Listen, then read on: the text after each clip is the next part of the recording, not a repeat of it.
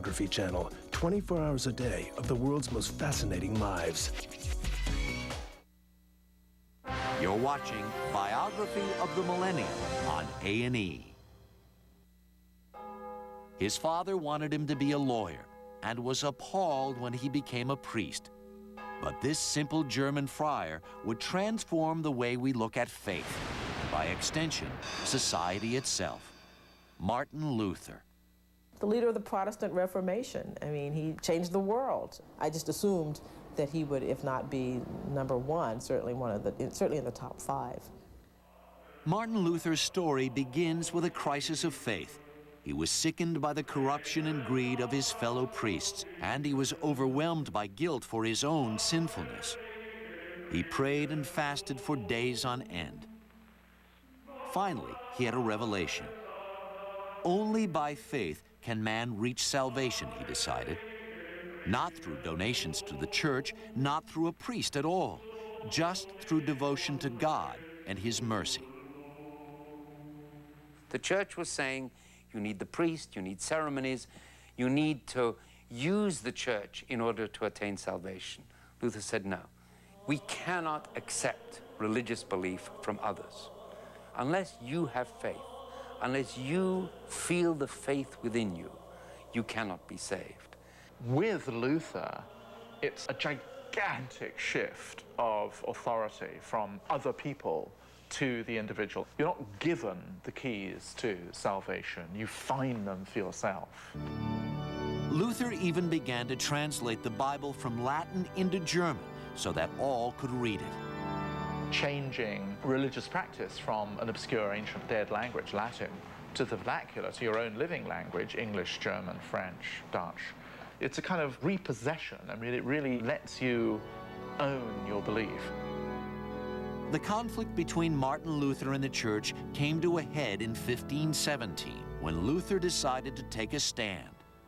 He attacked the Catholic hierarchy in a diatribe called the 95 Theses.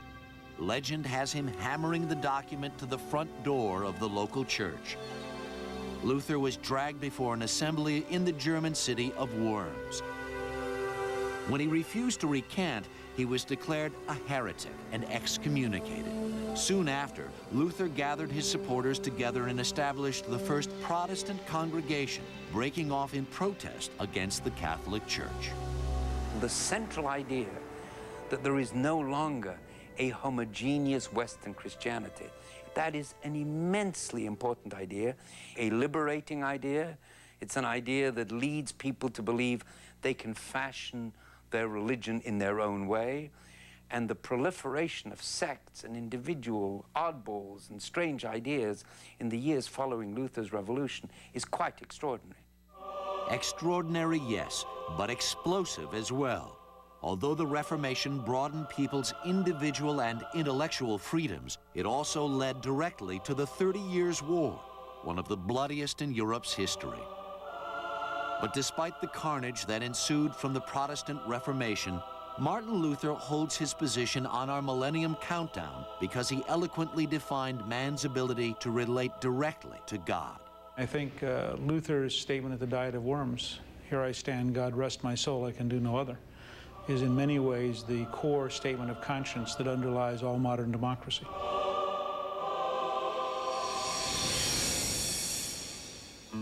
Number 2 on our list would have been unhappy to be second to anybody. He was an eccentric, insecure man who was abandoned as a child. He once threatened to kill his stepfather and burn his house down. In later years, he would grow violent defending his work and would even suffer a nervous breakdown.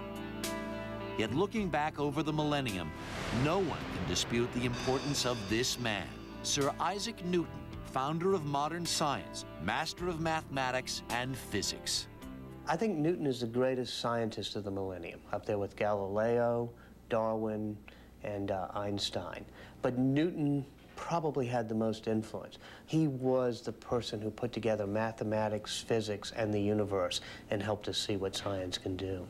Life on Earth was not the same after Newton compared with before. If he didn't exist, it would have been another 100 years before someone would have done what he contributed. Isaac Newton was a farm boy from the rural English town of Woolsthorpe, whose innate intelligence and curiosity were recognized early on. He studied at Cambridge, but when the bubonic plague struck England in the 1660s and cities were evacuated, Newton returned home, and that's where it all began. He left Cambridge and went to live in the countryside, where he devoted himself to meditation and mathematical experiments. And it was during this that he did his monumental work on the laws of motion. Sitting in an orchard, Newton saw an apple plummet from its tree and wondered why it fell straight down toward the center of the earth.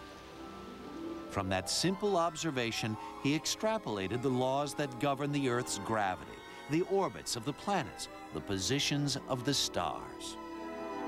He was in his teens and just barely in his 20s, where he then sort of single-handedly deduces the laws of gravity and laws of optics and laws of motion. That is sheer brilliance. He devised a complex new branch of mathematics almost as an afterthought. We now know it as calculus. Almost every problem of higher engineering or physics is built upon the foundation of Newton's calculus. And it's indispensable for plotting the movements of planets and the paths of spacecraft. You guys are up there, and who's driving? That's a good question. I think Isaac Newton's doing most of the driving right now. We couldn't have gotten to the moon without Sir Isaac Newton. We wouldn't have gotten there. Here is a fellow that hundreds and hundreds of years ago came up with these laws of physics that have endured for so long. I mean, he's the guy that taught us what makes the world go round. The impact of his work is staggering. Just look at the other names on our list who owe him a debt. If it hadn't been for Newton, the Wright brothers would never have gotten off the ground. Henry Ford's Model T would be up on blocks. Edison would still be sitting in the dark, and Bill Gates would be building a better abacus. Newton didn't start the scientific revolution, but he took the discoveries of those who came before him, like Copernicus, Galileo, and Descartes, and increased their significance many-fold. Newton has a wonderful phrase. He says, they may be giants and we may be pygmies, but we stand on the shoulders of giants and we can see further. Newton finally made it clear that science is here to stay, that you can't attack science anymore as mistaken or wrong-headed or evil or simply unnecessary. He made science central to Western thought. The scientific age that Newton ushered in is so much a part of our lives today, we often take it for granted. But it was his groundbreaking theories of light and motion, mechanics and gravity that would eventually make science accessible to everyone. Finally, we could comprehend our planet and take our newfound understanding to the edges of the universe.